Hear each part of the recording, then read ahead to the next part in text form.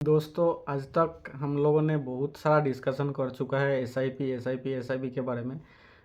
SIP क्या होता है, कैसे करता है, कहाँ करना चाहिए और होगा भी नहीं, क्योंकि एसआईपी मतलब एक अच्छा जरिया है जो लोग इन्वेस्टमेंट शुरू किया है उन लोगों को, क्योंकि कहीं ना कहीं इसमें मार्केट को टाइमिंग करने का ज़रूरत नहीं पड़ता है। तो इसीलिए जो लोग सैलरीड एम्प्लॉइज़ है या फिर जो लोगों को रेगुलर इनकम सोर्स है और रेगुलर बेसिस में इनकम करना चाहे, मतलब इन्वेस्टमेंट करना चाहते हैं, उन लोगों के लिए एसआईपी एक बहुत ही अच्छा ऑप्शन है। लेकिन क्या सिर्फ एसआईपी लास्ट ऑप्शन है इन्वेस्टमेंट करने का? तो मेरे पास बहुत लोग ऐसा ही बहुत क्वेश्चन करता है कि क्या लमसम इन्वेस्टमेंट भी तो एक ऑप्शन है, तो उसके बारे में क्यों नहीं बातचीत होता है कि लमसम में इन्वेस्टमेंट कैसे किया जाता है। तो आज सोचा कि उसी के बारे में थोड़ा बहुत बातचीत करेंगे। तो आज का वीडियो मेनली यही है कि लमसम इन्वेस्टमेंट कैसे किया जाता है। तो पहले हम मतलब डिस्कशन करने का कोशिश करता है कि एसआईपी और लमसम में डिफरेंस क्या है। तो एसआईपी का एक सबसे बड़ा फ़ायदा यही है कि एसआईपी में आप एट ए टाइम ज़्यादा पैसा एक साथ नहीं लगाता है, थोड़ा थोड़ा अमाउंट का पैसा टाइम टू टाइम डालते रहता है। तो इसमें क्या है ना कि मार्केट का बारे में इतना कुछ ध्यान लगाने का ज़रूरत नहीं है और मार्केट को टाइमिंग करने का भी कोई ज़रूरत नहीं पड़ता है। दूसरा तरह से लमसम में क्या होता है ना कि लमसम में आप अपना जो सेविंग्स है उसका एक बड़ा अमाउंट, मतलब एक बड़ा सा अमाउंट आप जिसको मानते हैं। और इसमें भी थोड़ा बात यही है कि बड़ा अमाउंट जो होता है इसका डेफिनेशन हर एक आदमी के लिए अलग अलग होता है। किसी के लिए 1 लाख रुपया बड़ा अमाउंट होता है और किसी के लिए 1 करोड़ रुपया भी बड़ा अमाउंट नहीं होता है। तो ये आप ही को डिसाइड करना पड़ेगा कि आपके लिए बड़ा अमाउंट क्या है। तो लमसम बेसिकली यही है कि आपका जो एक बड़ा अमाउंट है इन्वेस्ट करने का, वो एट ए टाइम आप मार्केट में लगा रहा है, इसी को बोलता है लमसम इन्वेस्टमेंट। तो इसमें एक रिस्क रह जाता है कि मतलब आप अगर ठीक से मार्केट को टाइमिंग नहीं कर पाया है तो आपका इन्वेस्टमेंट या प्रिंसिपल जो इन्वेस्टेड प्रिंसिपल है वो थोड़ा नीचे चला जाने का या डूब जाने का थोड़ा खतरा रहता है। तो इसीलिए सब लोग अपना जो वीडियोस है या फिर अपना जो दूसरा कॉलीग्स लोगों को यही सजेस्ट करता है कि लमसम को थोड़ा अवॉइड कीजिए। लेकिन उसका दूसरा पहलू भी है, जो है कि आप जब एसआईपी में इन्वेस्टमेंट कर रहा है तो उसमें क्या होना है कि आप मार्केट को टाइमिंग नहीं कर रहा है और आप एक सर्टेन डेट में टाइमली बिना मार्केट का पोजीशन देखते हुए पैसा डालते जा रहा है। तो कहीं ना कहीं इसमें क्या हो रहा है ना, कभी आप नीचे पैसा डाल रहा है, कभी आप मार्केट का ऊपर पोजीशन में पैसा डाल रहा है। तो ओवरऑल मिला के क्या होता है ना कि ये कहीं ना कहीं एक ऑन एन एवरेज रिटर्न मिलता है। वही अदर साइड में मतलब जब आप लमसम इन्वेस्टमेंट करता है तो अगर आप अच्छी तरह से रिसर्च करके या थोड़ा न्यूज़ फॉलो करके मार्केट का हालात बहुत दिन से वॉच करके अगर ठीक ठाक जगह में इन्वेस्ट किए, मतलब जब ओवर वैल्यूड नहीं है या फेयर वैल्यूड नहीं है मार्केट, आप जब लगा कि थोड़ा अंडर वैल्यूड है उस जगह में अगर आप लमसम में पैसा इन्वेस्ट किए तो उसका जो रिटर्न है वो डेफिनेटली जो एसआईपी का रिटर्न है उससे ज़्यादा होता है। तो आज का जो वीडियो मेनली हम कोशिश करेंगे कि लमसम के बारे में बातचीत करने का। और ये जो रिसेंट अभी डर का माहौल फैला हुआ है, मार्केट मोटा मोटी लगभग 15% गिर चुका है ऊपर से। तो इस सिचुएशन में कहीं ना कहीं अभी जो मौका बन रहा है कि मैं बाकी मिड कैप और स्मॉल कैप के बारे में नहीं जानता, लेकिन कहीं ना कहीं लार्ज कैप स्टॉक में लग रहा है कि मार्केट का अभी रिबाउंड होने का थोड़ा बहुत चांस है। कहीं ना कहीं मार्केट एक बॉटम बना लिया है, क्योंकि आप देखेंगे कि कुछ दिनों से ये जो निफ्टी 50 है एक ही रेंज में अप डाउन कर रहा है। मतलब ये ज़्यादा डाउन भी नहीं चला जा रहा, ज़्यादा अप भी नहीं जा रहा। कुछ दिन अगर एक दिन डाउन चला जा रहा है तो उसका अगला दिन फिर से आप होके वही कहीं ना कहीं पोजीशन में 22,500 या 22,600 के पास घूम रहा है। तो यही संकेत होता है कि मार्केट कहीं ना कहीं एक बेस बनाने का कोशिश कर रहा है। तो मेरे ख्याल से ये अच्छा अपॉर्चुनिटी है कि ठीक ठाक से रिसर्च करके लार्ज कैप स्टॉक में एक लमसम अमाउंट का एंट्री मारने का। तो आज का वीडियो में मेनली हम लमसम इन्वेस्टमेंट कैसे किया जाता है both stocks and mutual fund में, इसी को कवर करने का कोशिश किया है। वीडियो को थोड़ा सा लास्ट तक देखिएगा क्योंकि वीडियो थोड़ा बहुत ही इंफॉर्मेटिव है। आप लोगों को मेरे ख्याल से काफ़ी हेल्प करेगा इन्वेस्टमेंट करने का पहले। और सिर्फ लमसम नहीं, हम एसआईपी का और भी जो दो ठो तरीका है उसमें भी थोड़ा बहुत बातचीत करेंगे।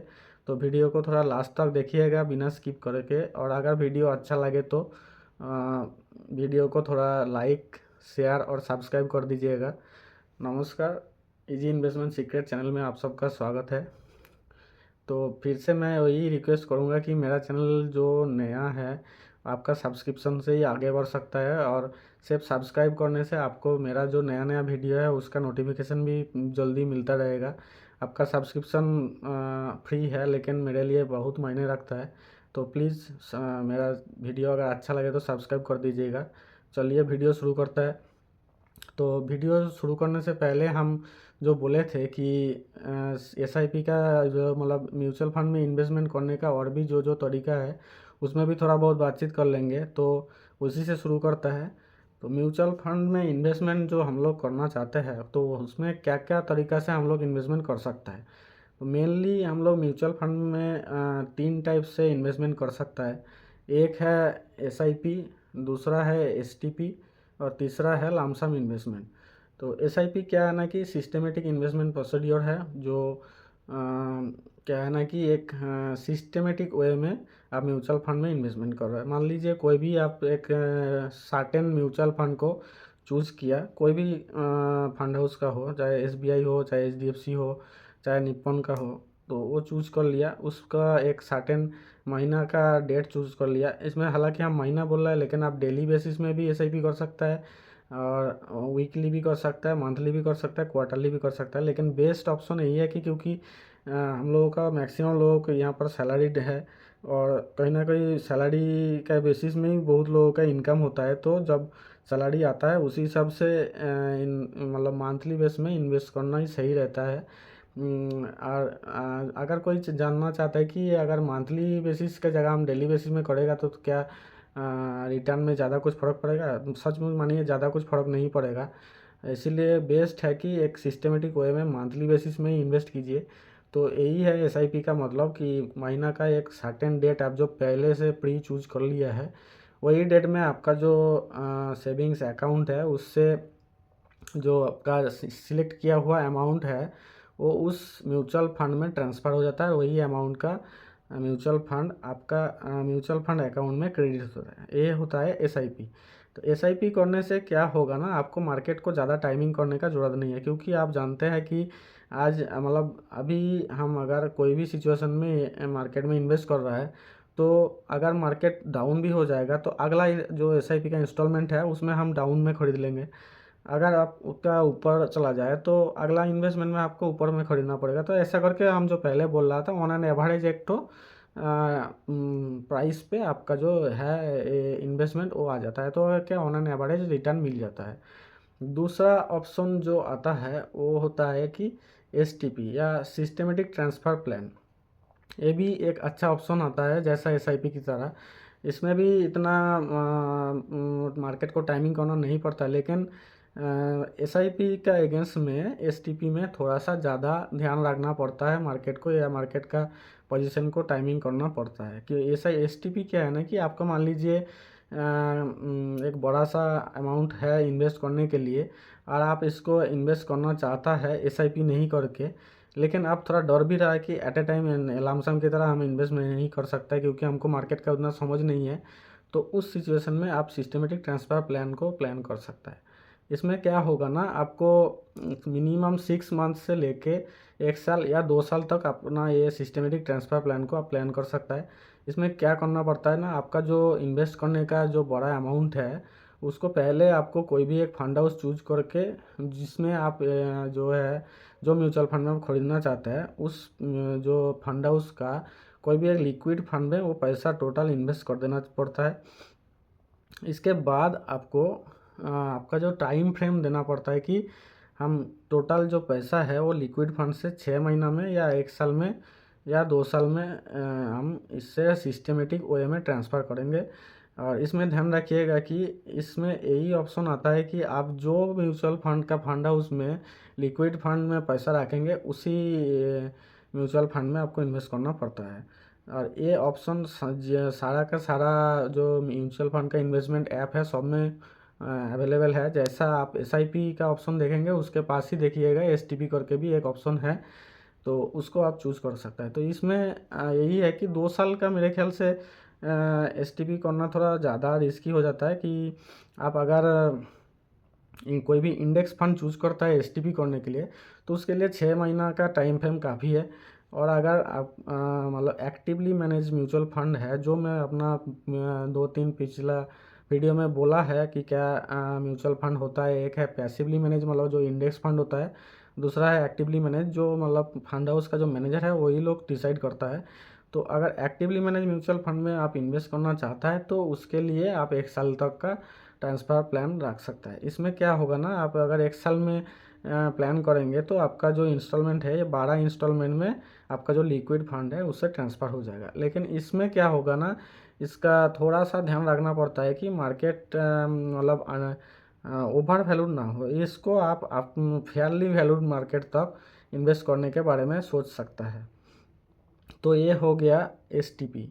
और इसके बाद हम आज का जो मेन टॉपिक है लमसम इन्वेस्टमेंट उसके बारे में बात करेंगे। लेकिन ये जो एसआईपी, एसटीपी और लमसम इन्वेस्टमेंट इसके अलावा भी और एक टाइप का इस म्यूचुअल फंड में इन्वेस्टमेंट हो सकता है, लेकिन वो काफ़ी इन लोगों से डिफरेंट है। और इसको आप इन्वेस्टमेंट ना बोल के एक इनकम का सोर्स मान के बोल सकता है। इसीलिए हम इसका अभी इधर बोला नहीं था, क्योंकि इसका एक अलग ही लाइन है और इसका वीडियो भी मैं पहले बना चुका हूँ, जो होता है सिस्टमेटिक विड्रॉल प्लान। इसमें क्या होता है ना कि आप जब एक बड़ा अपना कॉर्पस बना लिए है, मतलब थोड़ा एज आपका हो गया है और आप कहीं से रिटायरमेंट किया है या कुछ भी करके आपके पास एक बड़ा अमाउंट आया है, तो आप इससे कहाँ से मतलब रेगुलर बेस में इनकम कर सकता है, तब जब सोचने का बात आता है तो ये वाला इन्वेस्टमेंट प्लान आपका ध्यान में आना चाहिए। तो इसमें क्या होता है ना कि एक डेली टाइम फ्रेम में मतलब मंथली वाइज आप एक सैलरी की तरह इनकम इससे कर सकता है। जो पहले मैं कुछ एक वीडियो में बनाया हूँ, बाद में भी एक बड़ा वीडियो इसके ऊपर बनाऊँगा, तो इसको छोड़ देते हैं। अभी आज के बारे में जो लमसम इन्वेस्टमेंट है इसी के बारे में बातचीत करता है। तो लमसम इन्वेस्टमेंट जो पहले हम बोल रहा था, लमसम मतलब इस बात में मतलब ये छिपा हुआ है कि लमसम इन्वेस्टमेंट क्या है। लमसम इन्वेस्टमेंट यही है कि आपके पास इन्वेस्टमेंट करने के लिए अगर एक बड़ा अमाउंट है और आप नहीं चाहता है कि एसआईपी के तरह मतलब मेरा पैसा इसमें एक लंबा टाइम के बाद में हम इन्वेस्ट करेंगे, वो नहीं करके आप एट ए टाइम इन्वेस्ट करना चाहता है, तो उस टाइम लमसम इन्वेस्टमेंट का प्रिंसिपल आपका दिमाग में आता है। और लमसम इन्वेस्टमेंट का जो ये फंडा है इसके लिए आपको थोड़ा मार्केट के बारे में नॉलेज रहना ज़रूरी पड़ता है, क्योंकि ये मार्केट का मतलब उतार चढ़ाव के ऊपर ये काफ़ी डिपेंड करता है। मान लीजिए आप एक ओवर वैल्यूड मार्केट सिलेक्ट कर लिया और उसमें लमसम इन्वेस्टमेंट कर लिया, तो हो सकता है कि उसके बाद मार्केट 10 या 15% जैसा अभी गिरा वैसे गिर गया, तो आपका इन्वेस्टमेंट का जो प्रिंसिपल है उसका एक बड़ा अमाउंट उसमें से डूब सकता है। जैसा मान लीजिए आप 10 लाख रुपया का इन्वेस्टमेंट कर दिया है और उसके बाद मार्केट का 15% गिरावट आ गया, तो आपका एक काफ़ी बड़ा अमाउंट प्रिंसिपल से गायब हो जाएगा। लेकिन हालांकि ऐसा नहीं है, मतलब डरने का नहीं है, क्योंकि आप लोगों को पता ही है, हम बार बार बोलना चाहता है कि आज नहीं तो कल मार्केट को हमेशा ऊपर ही जाना पड़ता है। और ये भी बात सही है कि मार्केट में हमेशा आप लोगों को इन्वेस्टेड रहना पड़ता है, क्योंकि मार्केट का टाइमिंग करना बहुत ही डिफ़िकल्ट चीज़ है, बहुत ही कॉम्प्लिकेटेड टास्क है। मार्केट कब जाके बॉटम बनाएगा, कब वहाँ से बाउंस बैक लेगा, ये कोई बोल नहीं सकता, कोई प्रेडिक्ट भी नहीं कर सकता है। थोड़ा बहुत आसपास जा सकता है, लेकिन परफेक्ट टाइमिंग कोई नहीं कर सकता है। इसीलिए जो बड़ा बड़ा लोग हैं, जो वो लोग बोलता रहता है कि मार्केट में हमेशा इन्वेस्टेड रहना पड़ता है। आप ये सोच के बैठ गया कि मार्केट गिरते गिरते गिरते गिरते जीरो पे आ जाएगा तब जाके हम इसको खरीदेंगे, इसको पकड़ेंगे। लेकिन देखिएगा कि मार्केट जैसा जैसा जितना तेज़ी में मार्केट गिरता है उतना ही तेज़ी में अचानक से बाउंस करके फिर वापस आ जाता है। तो हो सके कि आप जो गिरने का इंतज़ार कर रहा है और ऐसा करके बाउंस हो गया, आप गिरने का टाइम में डर के मारे बैठा रहे कि अभी लगाऊंगा तो लॉस हो जाएगा, और इतना तेज़ी में ऊपर भी आना लग गया तो आपको डर लग जाएगा कि फिर ये गिर गया तो कैसे हम इन्वेस्ट करेंगे। तो ये करने के चक्कर में बहुत लोग इन्वेस्ट ही नहीं कर पाता। इसीलिए अच्छा यही है कि मार्केट में इन्वेस्टेड रहिए। आज नहीं तो कल ये जो मार्केट में आपका इन्वेस्टेड पैसा है ये रिटर्न देगा ही देगा आपको, क्योंकि मार्केट अल्टीमेटली ऊपर ही जाता है। लेकिन इसमें यही है कि लमसम इन्वेस्टमेंट करने के लिए जो अगर आपका जो इन्वेस्ट करने का पावर है वो थोड़ा कम है, मतलब आम लोगों का जैसा रिटेल एंड इन्वेस्टर लोग है, अगर लमसम इन्वेस्ट करने के बाद मार्केट 10 या 15% भी गिर जाता है तो डर के मारे बहुत लोग इसीलिए निकल जाता है, वो ये जो रिस्क है ये सह नहीं पाता है। तो इसीलिए यही बोल रहा हूँ कि थोड़ा बहुत इसमें फैक्टर ये रह जाता है कि मार्केट को थोड़ा टाइमिंग करना पड़ता है। और क्योंकि आप लमसम इन्वेस्टमेंट में काफ़ी अपना जो सेविंग्स का एक बड़ा हिस्सा आप इन्वेस्टेड कर रहा है, तो इसमें प्लीज़ शॉर्ट टर्म होराइजन नहीं रखिए। मतलब इसको तुक्का में मत लीजिए कि हम एक बड़ा सा पैसा डाल देंगे और 1-2 महीना में काफ़ी बड़ा अमाउंट कमा के फटक से निकल जाएंगे, ये ठीक नहीं है। क्योंकि आपका सेविंग्स का एक बड़ा पार्ट इसमें इन्वेस्टेड हो रहा है, तो इसका मिनिमम टाइम फ्रेम 3 साल तक रखिए, ताकि इसका नीचे तो हम इन्वेस्ट करने के बारे में बोलेगा ही नहीं। क्योंकि मान लीजिए कोई भी आप बहुत अच्छा रिसर्च करके कोई भी अच्छा स्टॉक या कोई भी अच्छा म्यूचुअल फंड आप चूज कर लिए, लेकिन अगर मार्केट का सिचुएशन ख़राब रहेगा तो जितना भी अच्छा स्टॉक हो, जितना भी अच्छा म्यूचुअल फंड हो, आप देखिएगा कोई भी फैक्टर काम नहीं करेगा। वो एक लंबा टाइम के लिए, मान लीजिए 1 साल, 1.5 साल, 2 साल के लिए वो धीरे धीरे गिरता ही रहेगा या फिर साइडवेज में चलता रहेगा। तो इसको कोई भी प्रेडिक्ट नहीं कर सकता है। तो इसीलिए आपका जो इन्वेस्टेड अमाउंट है उसको ग्रो करने के लिए मिनिमम 3 से 5 साल का टाइम फ्रेम दीजिए, ताकि ये जो आपका इन्वेस्टमेंट है वो लॉस में ना जाए। और लमसम इन्वेस्टमेंट करने के लिए कुछ कुछ फैक्टर होता है, जैसा 50 डेज मूविंग एवरेज। अगर आप कोई भी इंडेक्स पकड़ के या फिर लार्ज कैप में अगर इन्वेस्ट करना चाहता है तो निफ्टी 50 को आप अपना इंडेक्स मान के चल सकता है। मिड कैप फंड में इन्वेस्ट कर रहा है तो मिड कैप का जो इंडेक्स है उसको आप ट्रैक करके चल सकता है। तो उस केस में आप 50 डेज या 200 डेज का मूविंग एवरेज को ध्यान से देखिए। अगर वो जो सिचुएशन है वो सिचुएशन में वो इंडेक्स का प्रेजेंट पोजीशन 200 डेज का मूविंग एवरेज से नीचे है तो इस टाइम में इन्वेस्ट करना सही नहीं है। उसको थोड़ा वेट कीजिए कि मार्केट थोड़ा बाउंस करके 200 डेज का मूविंग एवरेज के ऊपर में आए, ऐसा उसका मतलब उस टाइम में इन्वेस्ट करना सही रहेगा, ताकि हो सके कि ये अभी एक बाउंस बैक लेने का तैयारी कर रहा है। उसके साथ साथ थोड़ा न्यूज़ पढ़ते रहिए, मैक्रो फैक्टर या माइक्रो फैक्टर ये सब के बारे में ध्यान रखिए। अगर आप लमसम में स्टॉक में इन्वेस्ट कर रहे हैं तो स्टॉक का उतना ध्यान, मतलब मार्केट को इतना ध्यान देने का ज़रूरत नहीं है।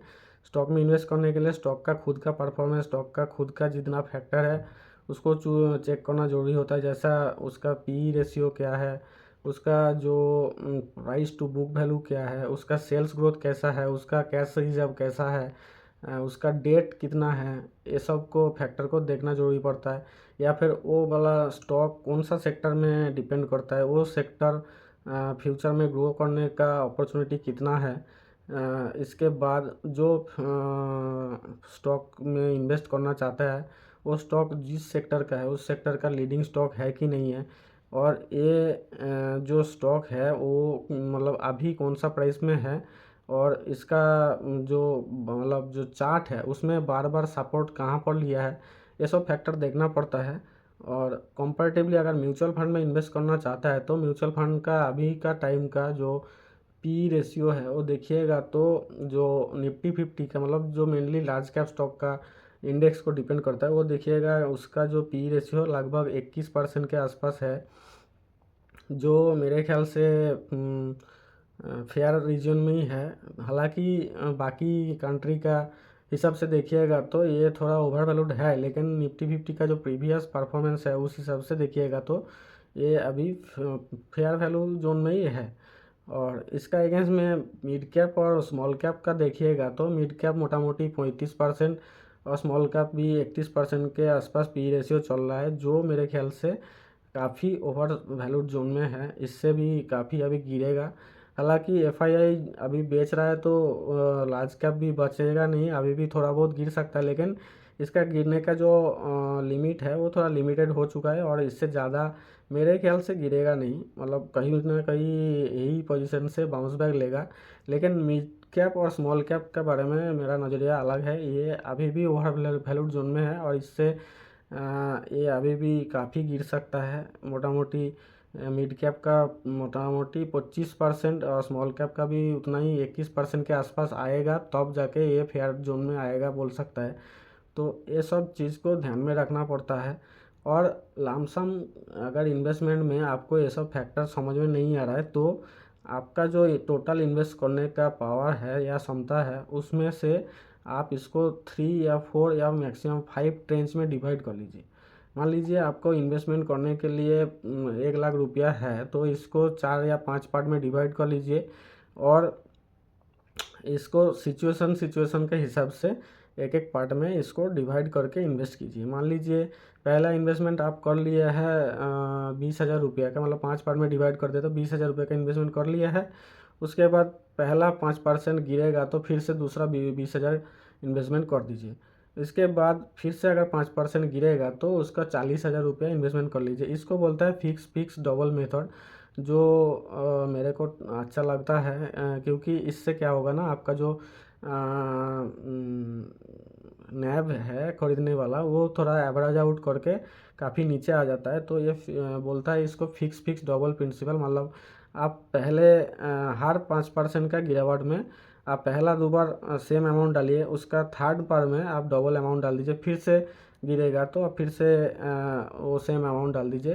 तो ऐसा करके आप अपना जो टोटल लमसम अमाउंट को 2 4 5 ट्रेंच में डिवाइड करके इन्वेस्ट कर सकता है। तो ये एक टाइप का आपको SIP टाइप का भी हो जाएगा, लेकिन आपका बहुत जल्दी आपका इन्वेस्टमेंट भी हो जाएगा, लेकिन रिस्क भी थोड़ा सा कम होगा, ताकि आप अगर टाइमिंग नहीं कर पा रहे और आप इन्वेस्ट कर दिया उसके बाद भी मार्केट थोड़ा सा गिरेगा तो आप इसको एवरेज आउट कर सकता है।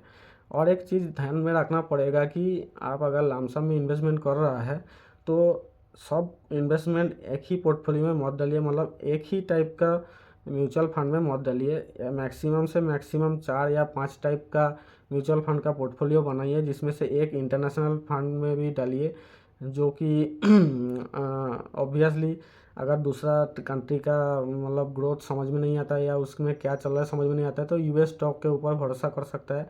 तो US स्टॉक रिलेटेड जो म्यूचुअल फंड है उसमें भरोसा कर सकता है, क्योंकि वो काफ़ी स्टेबल मार्केट है, अच्छा खासा रिटर्न भी देता है और अनाप शनाप उसमें उतर चढ़ाव उतना नहीं होता है। हालांकि US मार्केट का गिरावट अभी पेंडिंग है, लेकिन इसमें अब भरोसा मोटा मोटी दूसरा कंट्री के हिसाब से कर सकता है और पोर्टफोलियो को थोड़ा डाइवर्सिफिकेशन करना ज़रूरी भी है। तो इस कंडीशन में आप जो S&P 500 और नैस्डैक का जो म्यूचुअल फंड है उसमें इन्वेस्टमेंट करने के बारे में सोच सकते हैं।